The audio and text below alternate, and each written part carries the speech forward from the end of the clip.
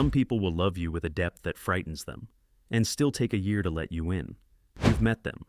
Maybe you are one. They feel everything at full volume, and they trust at a crawl. And almost everyone reads that as a contradiction. It isn't. It's a system, a precise, measurable, neurologically real system. And once you see how it works, you can never again mistake their distance for indifference. Here's what most people get wrong. They assume the person with the highest walls needs love the least. The science says the exact opposite. In a moment, you'll see a study that proves the people who insist they don't need anyone get a bigger emotional reward from being accepted than people who openly crave closeness. Their walls aren't proof they don't care. Their walls are proof of how much it once cost them to care.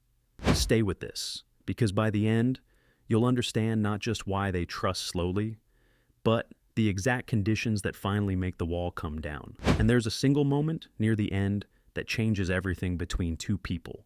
We'll get there. Start with the part nobody separates out.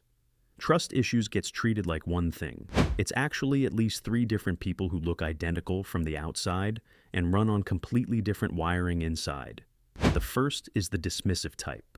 Appears totally self-sufficient, genuinely believes they are fine alone. The second is the fearful type. Wants closeness and fears it at the same time, the classic push and pull. The third is the rarest and most remarkable. People who came from instability and somehow built healthy, secure, functioning relationships anyway. 3 different engines, 1 identical surface. And confusing them is the single most common mistake in every conversation about why people guard their hearts. But here's the thread that connects all 3. For most of them, the wound didn't come from something that happened. It came from something that never did. The psychologist Jonas Webb gave this a name: childhood emotional neglect, not abuse, not a dramatic story you can point to. Webb described it as the white space in the family picture, the background, not the foreground. An act of omission. No one ever asked how you felt. No one sat with you in the hard moments. Nothing bad happened exactly. And because nothing visible happened, the child doesn't conclude something was missing from them. The child concludes something is wrong with me. That belief is the seed. Everything else grows from it. Now, watch what that seed becomes. Back in the 1970s, John Bowlby, the father of attachment theory, identified a specific adult pattern he called compulsive self-reliance. The person doesn't just prefer independence. They actively disclaim the need for closeness. They mock it. They distrust it. They avoid any situation where they might be rejected or where someone might come to depend on them. And here's the part that matters. In one study of over 200 young adults, compulsive self-reliance correlated 0.45 with avoidant attachment. But it also showed up in anxious people. This isn't one personality type. It's a strategy.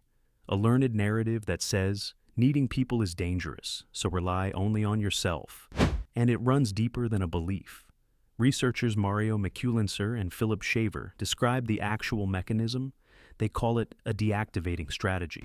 Picture your brain's attachment system as an alarm. In these people, the alarm still works perfectly. They've just learned to hold it down on purpose, because every time it rang in childhood, it led to pain. They deny the need. They steer clear of closeness. They distance themselves from anything that might trip the wire. But here's the detail that reframes everything. Holding that alarm down is not natural, and it is not free. It is effortful. It burns energy. It's metabolically expensive, which leads to something you've probably witnessed without understanding it. When you put one of these people under cognitive load, when they're exhausted, distracted, a little drunk, running on empty, the deactivation collapses. The suppression runs out of fuel. And what surfaces? The exact distress and longing they spend all day holding down. That's why the most guarded person you know will suddenly open up at 2 in the morning, or after a hard week, or when their defenses are simply too tired to keep standing. It was never that they didn't feel it.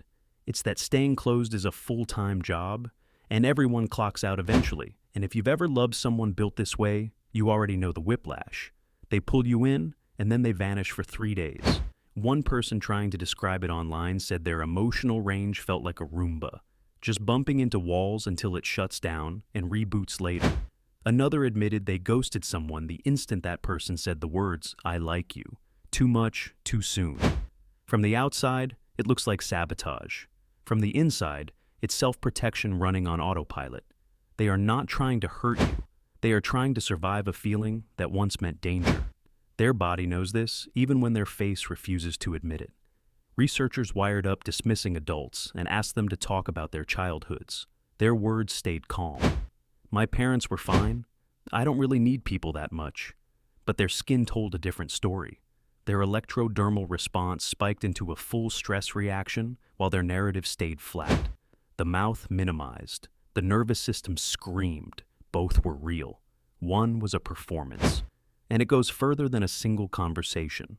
Researchers have measured their stress hormones during conflict and found something strange. Sometimes cortisol spikes. Sometimes it runs oddly flat.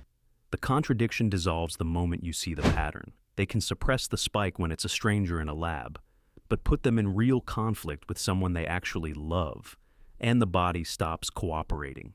In studies of couples in conflict, higher avoidance predicted greater inflammatory response in the blood, a measurable physical cost to a wall that looks from the outside like calm. The face lies, the blood does not. So, now you understand the wall. Here's the part that should stop you cold, because everything you've just learned would suggest these people simply need connection less. That assumption is wrong, and it was proven wrong in a laboratory. In 2006, researchers Carvalho and Gabriel ran a study with a deliberately provocative title, "No Man is an Island." They gave people acceptance, genuine social acceptance, and measured the emotional payoff. The people high in dismissive avoidance, the ones who insist they're better off alone, showed a larger mood boost and a bigger jump in self-esteem from being accepted than securely attached people did. Read that again. The ones who claim they don't need it got the most out of it, and 4 years later, a separate team, McDonald and Borsuk, ran the experiment again and found the same thing, even stronger. High avoidance people responded more powerfully to a warm social interaction than low avoidance people did. Think about what that means. The person with the highest walls is not the person who needs love the least. They are, very often, the person who needs it the most, and has simply been hurt enough to bolt the door on it. They didn't stop wanting connection, they decided it wasn't safe to reach for. And almost no one talks about this study, which is strange, because it quietly demolishes the entire popular narrative about emotionally distant people. They are not cold, they are starving in a room they've locked from the inside. But here's an uncomfortable question worth sitting with, because not every wall is a wound. In much of the world, what we've been calling avoidance is simply called being raised well. Across many East Asian cultures, shaped by Confucian values, love was never meant to be spoken out loud.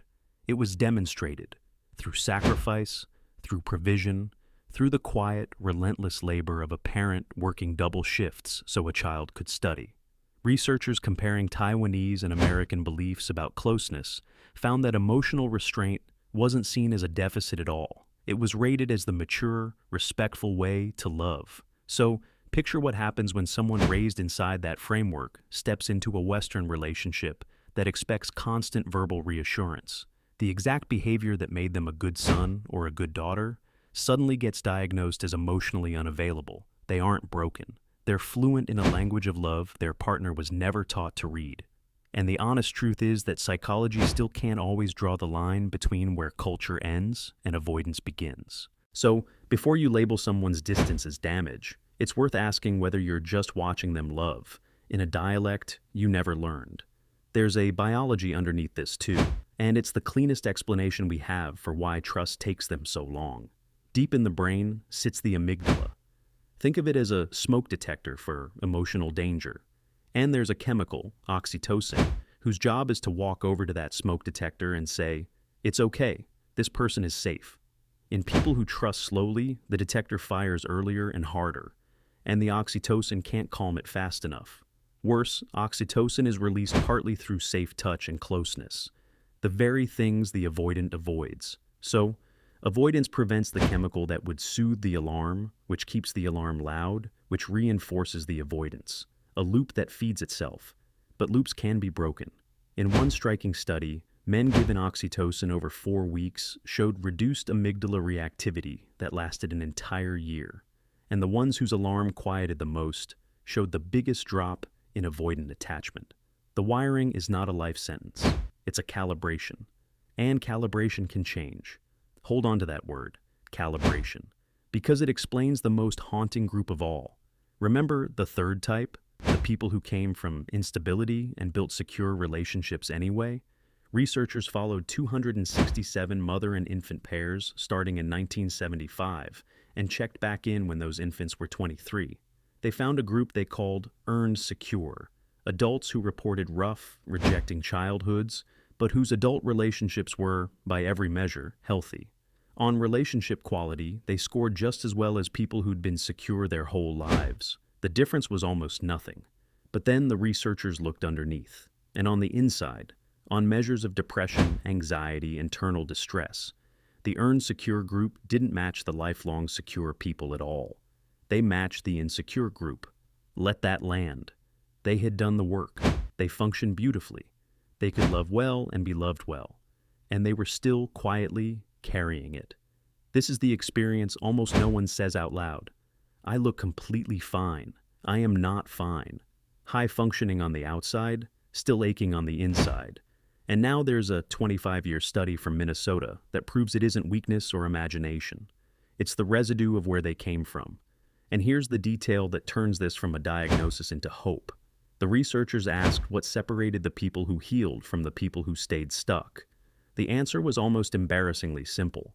The ones who became earned secure had, somewhere in their history, at least one consistent figure, a grandparent, a teacher, a coach, a therapist, one steady partner, not a village, one person who stayed. That's it. That's the ingredient. Which finally answers the question you came here for. What actually makes the wall come down? It is not grand romance. It is not intensity. Intensity to these people reads as threat. It sets off the alarm. What lowers the wall is the opposite. Predictability. Showing up the same way, again and again, until their nervous system stops bracing. Respecting their need for space without making them pay a guilt tax for it, because, counterintuitively, giving them room actually increases how available they become. Reliability over declarations. Doing what you said you'd do is read as safety in a way that, I love you, never quite reaches them. And then there's the moment that changes everything, the one I promised you at the start. It comes from the work of Sue Johnson, who built an entire therapy around it. It's the moment the guarded person finally takes the risk of showing you the part of them they're sure will disappoint you. And instead of pulling away, you stay. In that instant, their nervous system receives data it has never had before. Being fully seen did not end in rejection. That's the breakthrough. Not a speech, not a gift. A single moment of being exposed and not abandoned. Repair after a fight does the same thing. It teaches a brain that never saw it modeled that conflict does not mean the end of the bond. And once they cross that line, once someone is genuinely inside the wall, they don't love like everyone else. They love like they've been saving it, because they have. Having paid such an enormous price to trust you, they become fiercely loyal, deeply reluctant to ever recalculate. They go narrow and deep, fewer people, but each one held with an intensity most people never experience. They show love through showing up, through doing, through a quiet, relentless reliability. And they guard the few they let in with a fierceness that can take your breath away. The slow door was never a sign of how little they had to give. It was the size of the lock guarding how much.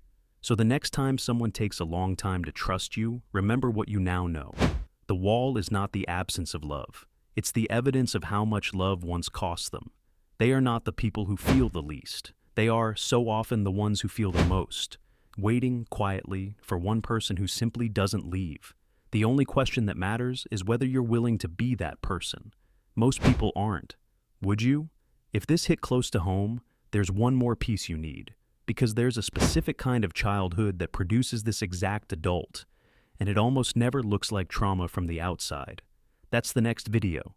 It might explain more about you than anything you've heard today. Subscribe and watch that one next.